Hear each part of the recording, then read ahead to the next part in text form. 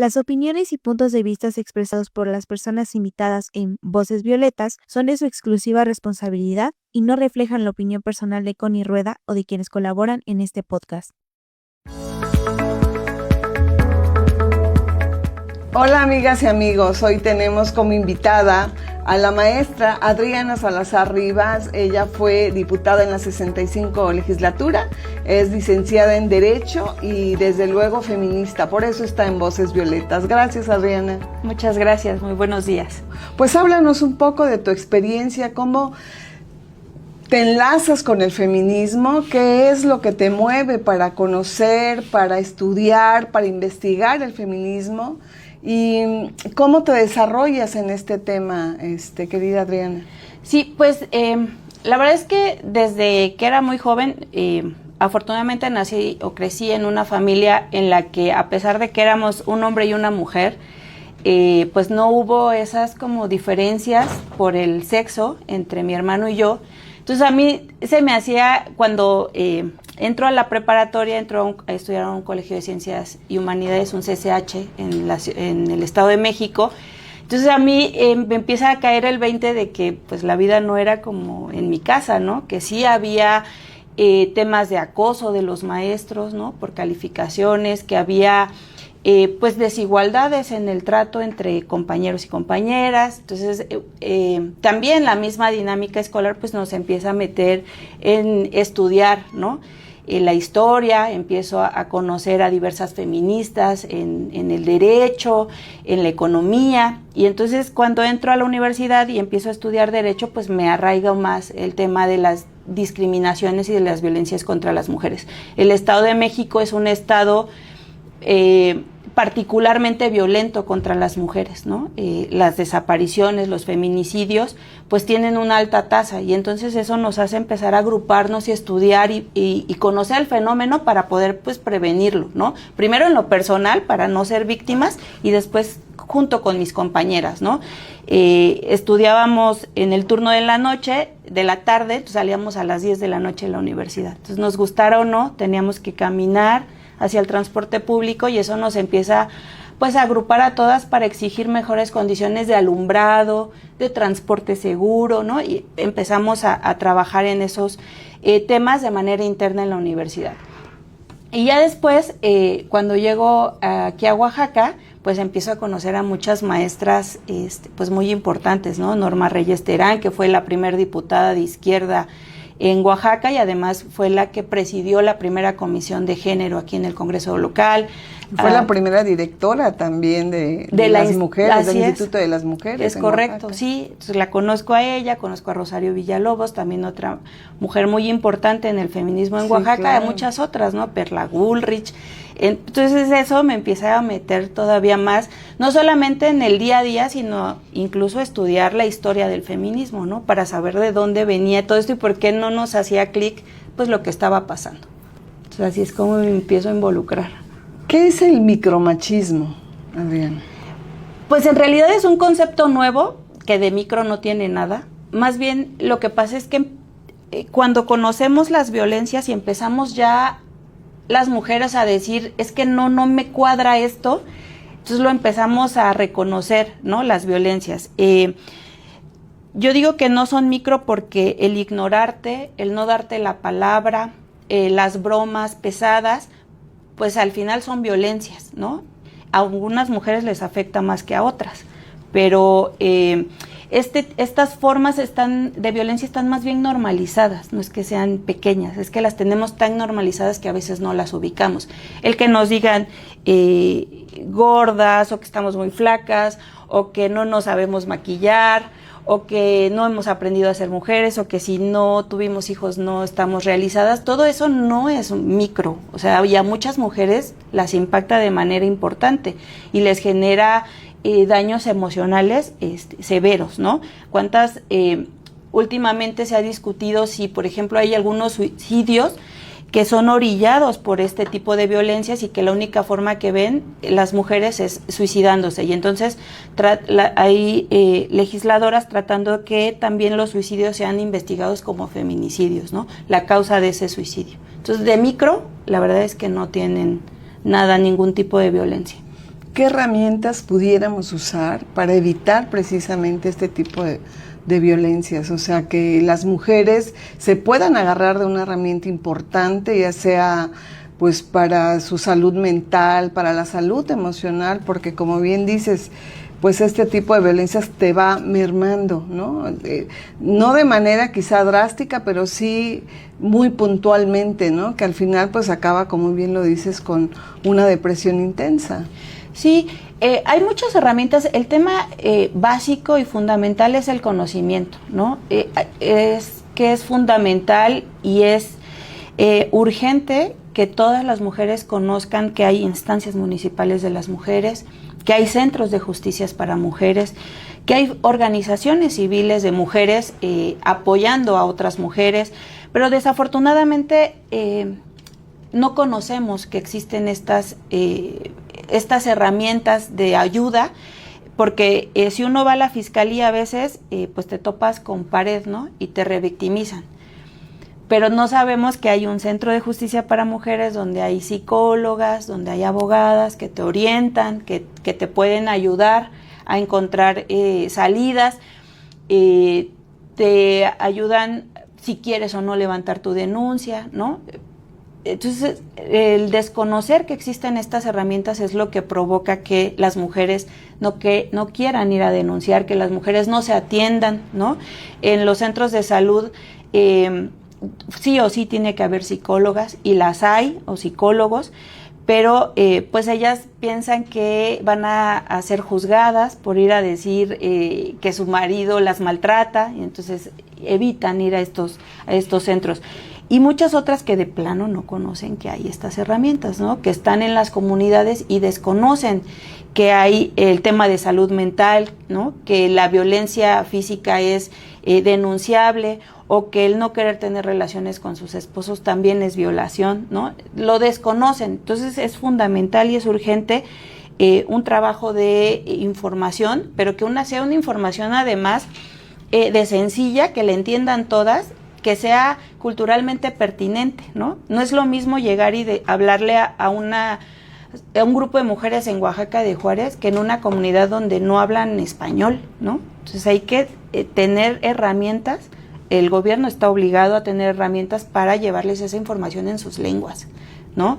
Y con términos que entiendan, porque ellas no saben qué es un proceso, qué es un ministerio público, entonces hay que ayudarles a entender para que puedan acudir y pedir ayuda, ¿no? Cuando lo necesitan. Justamente de eso te iba a hablar, cómo crear esos lazos con las mujeres indígenas sobre el feminismo, cómo ayudarlas a entender también qué es el feminismo y cómo ellas pueden evitar la violencia.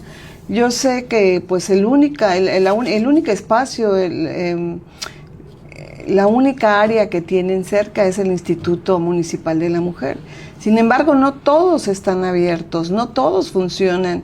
En muchas ocasiones, pues utilizan a una directora, solo para pagarle, no tiene ni dónde, prestar sus servicios, no tiene una oficina, no tiene cómo recibirlas, ni una silla, pues. Entonces, esa es nuestra realidad, esa es la realidad de nuestro estado.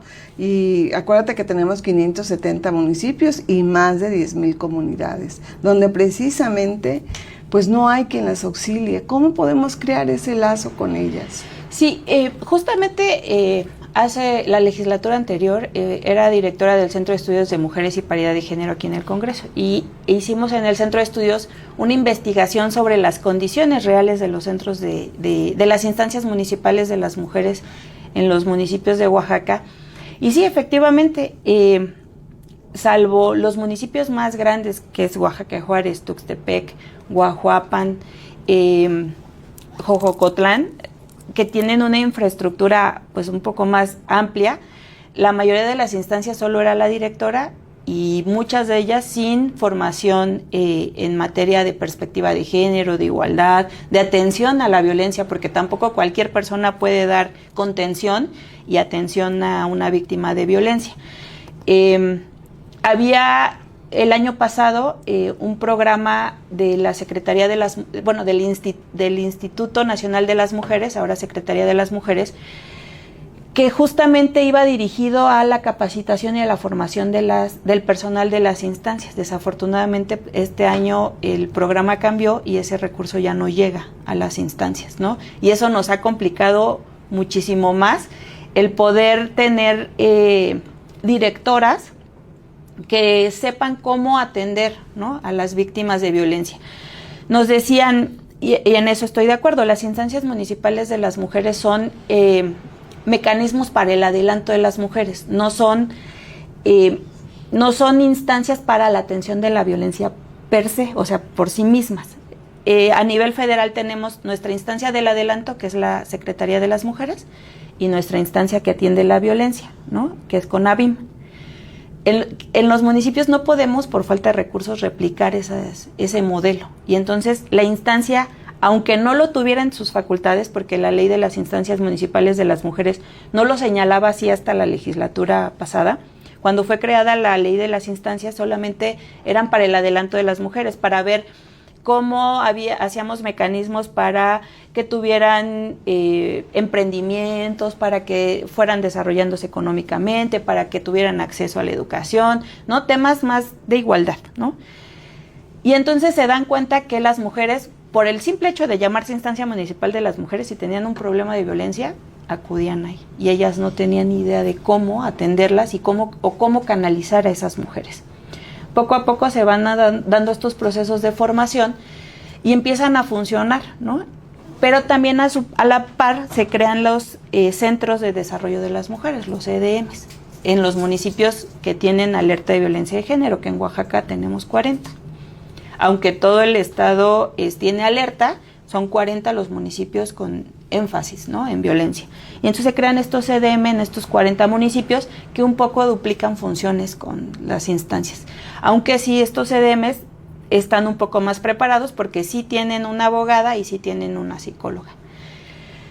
El tema está en que estos CDMs, que son abogadas y psicólogas preferentemente del municipio o de la región, y eso facilita porque la comunicación entre pares es mucho más fluida, solamente son 40, ¿no? Y entonces... Sí, contra 570 exactamente, municipios, ¿no? Exactamente. Entonces eso nos ha impedido un poco pues avanzar en el tema de la erradicación de la violencia, porque lo que estamos haciendo es atendiendo el caso cuando sucede y estamos descuidando la etapa de la prevención, ¿no? Entonces nosotras no llegamos a los municipios a explicarles qué es la violencia y cómo prevenirla y cómo atenderla, ¿no? Entonces lo que hacemos es atenderlo cuando ya sucedió y tratar de sancionarlo, que en la mayoría de las veces no ocurre, ¿no? Entonces nos falta una estrategia de prevención de la violencia importante a nivel estatal y de manera coordinada con los municipios, porque además cada municipio pues tiene sus propias estrategias de acuerdo a su gobierno y a su directora de la instancia, si es que la tienen, porque también hay municipios que no cuentan con instancias. No. Están obligados a tenerlo, pero así no. es, pero no lo hacen. De hecho, yo creo que no solo se debería de capacitar a quien va a estar al frente del Instituto de las Mujeres en los municipios, sino también al presidente municipal y a los regidores, que conozcan lo que es la perspectiva de género, para que también en sus funciones, en sus múltiples funciones que se dan en las comunidades, pues también puedan trabajar con esa perspectiva que siempre es necesaria.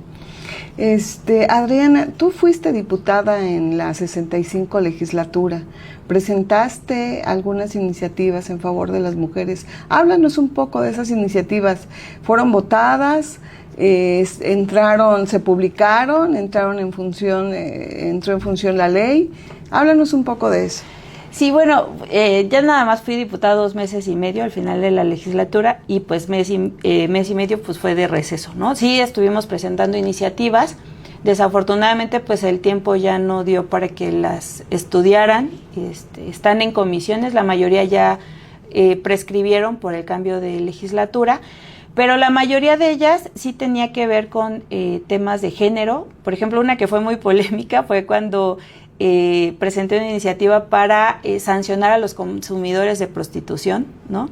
Y entonces me decían en redes y en mensajes que entonces si yo le iba a dar trabajo a las mujeres que están en prostitución, ¿no? O sea, que cómo les iba yo a quitar su fuente de empleo, cuando la trata de personas es un delito, ¿no? No en el Estado, sino a nivel federal, es un delito y se sanciona a los proxenetas, ¿no? A quienes promueven la prostitución, pero las esclavizan. Así es, pero no se sanciona a quien la consume, y al final también están siendo parte de esa cadena de explotación y de violencia contra las mujeres, ¿no? Y entonces esa fue una iniciativa que presenté, que yo esperaba que pues nos diera tiempo de estudiarla, pero ya no, se terminó la legislatura y pues ahí se quedó en la Comisión de Administración de Justicia, pero que me parece que es una iniciativa importante, ¿no? Porque si no hay consumidores, si no hay oferta, pues si no hay demanda, pues tampoco va a haber oferta, ¿no? Y otros temas que tienen que ver con el acceso de las adolescentes a la educación, ¿no? La permanencia, porque sí, pues hay mecanismos para que las mujeres entren a la educación, pero en Oaxaca y hace poco se publicó un estudio donde pues las niñas se embarazan, ¿no? Las niñas, las adolescentes, y eso las hace salir de la escuela, ¿no? Pueden estar estudiando, ingresan, pero luego tienen que abandonar sus estudios porque tienen hijos y no hay un sistema de cuidados que les permita a ellas tener a sus hijos en una guardería o en un preescolar mientras ellas puedan ir a la escuela, ¿no? Lo hay para las trabajadoras, pero no para las jóvenes o adolescentes que son madres, ¿no? Entonces una iniciativa iba en ese sentido de generar mecanismos para que las adolescentes, las mujeres jóvenes que tengan hijos puedan estudiar mientras sus hijos están siendo atendidos. He visto videos en las redes que niñas de 12 años, ¿no? Están embarazadas o incluso que ya tienen un bebé y están esperando otro. Pues qué triste, eso ocurre mucho en nuestras comunidades, pero poco se sabe de ese tema. Entonces, ¿los requisitos es nada más para las mujeres trabajadoras? O sea, es decir, ¿no es en general para todas las madres? Las guarderías no, las guarderías subrogadas, las que da que dan este servicio de cuidados a las infancias previo al preescolar, obviamente sí hay, pero son privadas, y están las del gobierno, que es para las madres y padres trabajadores, ¿no? O sea, quienes están en el otorga el IMSS, ¿no? Así es, en el IMSS o el ISSSTE, ¿no? Y ahí pues las privadas. Y ya después hay preescolares, pero los preescolares pues son los de gobierno, pues entran a las 9 y salen a las 12 del día, ¿no? Entonces a las chicas no les da tiempo de ir a la escuela en esos horarios. Pues qué complicado para... Te digo, lo que más nos preocupa y ocupa pues es el tema de la violencia en las comunidades indígenas, porque precisamente este tipo de acciones pues les cambia totalmente la vida por la magnitud de la violencia. O sea, desde pequeñitas se ven obligadas a tener una responsabilidad que no les corresponde, que en realidad deberían de estar, como bien lo dices, en las escuelas y jugando, si es que se les permite, ¿no? Porque a veces tienen la oportunidad de ir a las escuelas y trabajar. Es correcto. Porque no tienen otra forma de vida. Entonces, son niñas que viven la violencia de manera cotidiana y, como bien lo dices, lo han normalizado. Por eso esa necesidad de tener esos lazos, esa necesidad de tener esos vínculos reales con las comunidades, pues creo que es bien importante lo que nos comentas, Adriana, y nos gustaría que nos platicaras brevemente qué crees que debamos hacer desde el Congreso pues para poder ayudar precisamente estos temas en las comunidades indígenas. ¿Qué hace falta que hagamos? Sí, la parte legislativa, la verdad es que vamos avanzando, incluso ahora a fines de julio salió el informe de la CEDAW, y la verdad es que México, en materia de legislación, México a nivel nacional, pero también subnacional, los estados, en materia legislativa están avanzando y tenemos leyes, sobre todo en Oaxaca, de primer nivel, ¿no? O sea, la verdad es que muy avanzados, y nos felicita la CEDAW por el trabajo legislativo que se ha hecho tanto en atención a violencia como, por ejemplo, en paridad, ¿no? En esos temas. Pero sí no hemos logrado que estas reformas aterricen, o sea, aplicarlas, ejecutarlas. También el acceso a la justicia es una limitante importante para las mujeres. Me parece que sí faltan reformas, digo, siempre todas las leyes son perfectibles, pero sobre todo lo que nos falta, y el Congreso con esa facultad que tiene de ser vigilante, sí exigir el cumplimiento de las leyes tanto al Ejecutivo como al Poder Judicial, ¿no? Creo que eso es lo que nos ha faltado un poco en el Congreso, tanto a nivel federal como en el Estado, que se publiquen y que se ejecuten. Y que entren en acción, así es. Que los ministerios públicos sepan que todos los asesinatos violentos de mujeres se inicien como feminicidio, ¿no? Porque la ley lo dice, pero cuando nosotras vemos el informe que mes con mes saca el Secretariado Ejecutivo del Sistema Nacional de Seguridad Pública, vemos que se reportan algunos feminicidios, pero los homicidios violentos son muchísimos. Y dices, ¿cómo hay si lo que ellos reportan es el primer... El doloso, ¿no? Así es. Pero cuando ellos hacen ese informe, lo hacen con las primeras investigaciones, ¿no? Entonces, cuando llega un ministerio público y dice, fue asesinada una mujer de manera violenta, y lo reporta así, un homicidio doloso. Y ahí es donde entramos en una contradicción, porque si todos se tienen que investigar como feminicidio, ¿cómo en esa primera atención lo reportan como homicidio violento y no como feminicidio si no se ha investigado todavía, ¿no? Entonces tenemos ahí esos como desajustes. Son esas estrategias desafortunadas que luego elaboran para pues no ser como de los primeros estados con un mayor número de feminicidios, para quizás eludir las alertas, y no ayuda, porque lejos de ayudar, pues la violencia sigue creciendo y hay más feminicidios que nunca. Entonces, yo creo que es tan fácil como aceptar, como sentarnos y decir, hay errores, pero queremos arreglarlos, queremos sumarnos, queremos que nos ayuden a hacer una gran alianza de las mujeres en el Congreso, de las mujeres del Ejecutivo, de la Fiscalía. De verdad, la simulación no ayuda. Sí, no, y lo vemos, ¿no? Recientemente también el caso que se hizo público, es un caso, recientemente porque se conoció en los medios, pero ya es un tema que viene desde hace más de 10 años, el caso de Pigi, ¿no?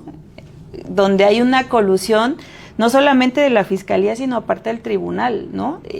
Un juez un ministerio público que no integra bien una carpeta, ¿no? Un juez que acepta que una persona se haga pasar por otra para otorgar un perdón, ¿no? Todos esos contubernios y esas... más que corrupción, yo creo que es desinterés por los temas de las mujeres, ¿no? Sí, por un lado, la corrupción, está comprobado que la corrupción mata. También ahí está el tema de Sandra o de las compañeras Triquis, ¿no? Adriana, Ortiz, que han sido asesinadas a pesar de que han presentado denuncias y que han dicho, ¿no? Que están siendo hostigadas. Me parece que sí falta mucha voluntad política, mucha conocimiento, ¿no? Sensibilización al tema, porque la verdad es que creo que son indolentes muchas veces nuestras autoridades. Sí nos hace falta un tema de más que de capacitación, porque esos cursos se los toman de cajón, sí o sí, gastan un dineral en cursos, no tienen ese proceso de sensibilizarse como funcionarios públicos, ¿no? Y de que ellos también tengan estos procesos de atención psicológica que los ayude a no dejar de sentir el dolor de los usuarios, ¿no? De las víctimas que llegan a solicitarles los servicios. Sí, sobre todo yo creo que la capacitación debería centrarse de manera contundente en los ministerios públicos y en las fiscalías en general, ¿no? En la fiscalía en general. y por supuesto también con los jueces y juezas. Sí, claro. Porque en muchas de las ocasiones la falta de sentencia o sentencias cerradas pues vienen de propias mujeres, ¿no? Sí. Que están juzgando y que no tienen el conocimiento. Tampoco quiero decir que ellas sean 100% responsables, es que probablemente no están capacitadas en el tema del feminismo, en el tema de los feminicidios, en el tema que tiene que ver con las mujeres, ¿no? Con la perspectiva de género, sí, especialmente. Y lo digo porque llevo casi 30 años en el servicio público y estoy aprendiendo el feminismo y quiero seguir aprendiendo. Por eso este podcast. No, pues muchas felicidades. La verdad es que yo sí creo que todas las mujeres, aunque no nos asumamos como feministas, todas las que abanderamos las causas, las que somos empáticas y escuchamos a las otras compañeras, las que protestamos cuando algo no nos parece justo, pues todas somos feministas aunque no nos asumamos. Y lo principal es eso, o sea, asumir que también tenemos una responsabilidad con cargo o sin cargo, ¿no? Porque al final somos seres humanos y vivimos en este plano y tenemos que hacer algo por las otras, ¿no? Sobre todo por las otras que estamos en una condición de desventaja. Aunque no les guste reconocerlo, sí estamos en una condición de desventaja frente a los compañeros, ¿no?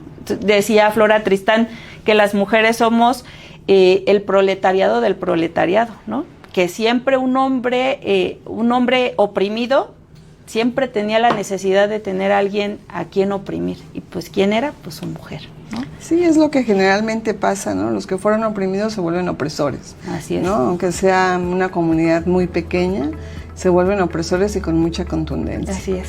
Muchas gracias por estar con nosotros, Muchas Adriana. gracias. Te agradezco mucho. Un honor. Muchas gracias.